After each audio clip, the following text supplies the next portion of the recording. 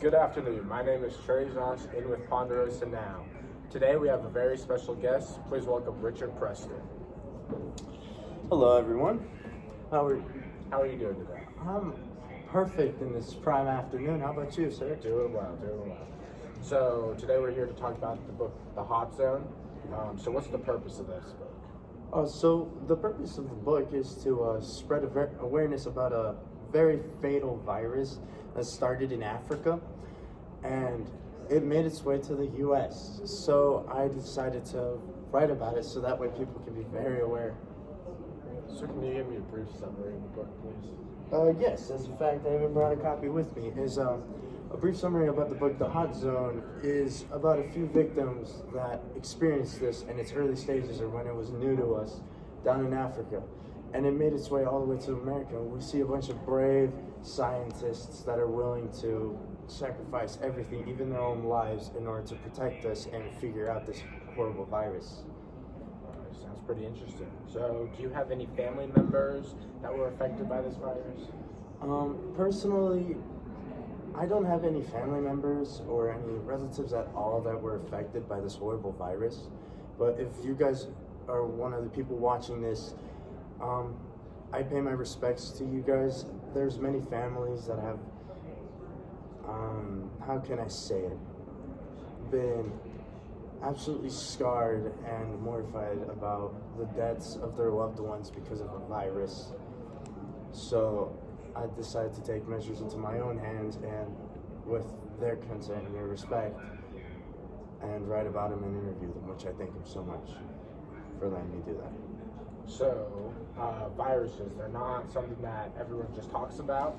So why did you decide to write about viruses, and why did you decide to go into the cave that the virus started?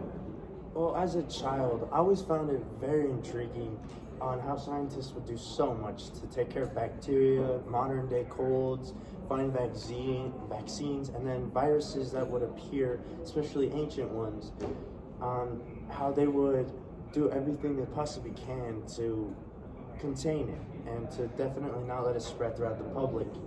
So I can't quite qualify to be one of those scientists, but I would still love to contribute and try my very hardest to help out and spread awareness, and this is the best method I could possibly find. So I've realized that you've published about 9 novels.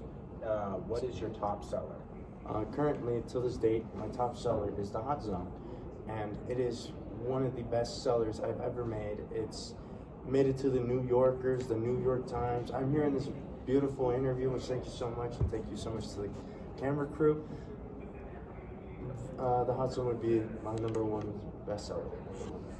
So in today's news, what do you feel about the coronavirus? And do you have cause for concern? And would you end up writing a book on this later? Currently, I believe in a way not as the same family tree, but I feel like it's similar to Ebola. It's an awakened giant, as in back then it was trapped in ice, or it wasn't quite airborne yet or quite noticed, but it is currently making its move and it's reborn once more.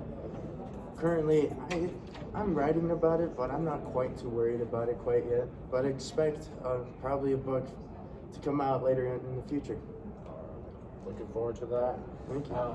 So going back to the Hot Zone, is there a series to it, or is that the only book? So there is a series, as a fact. It's out in the stores right now as well.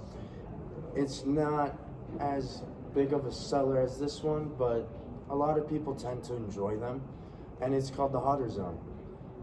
So therefore, yeah, there is a sequel about this, and you can see a bunch of old characters, new characters, and how they managed to attack viruses too, which is really educational. So, yeah.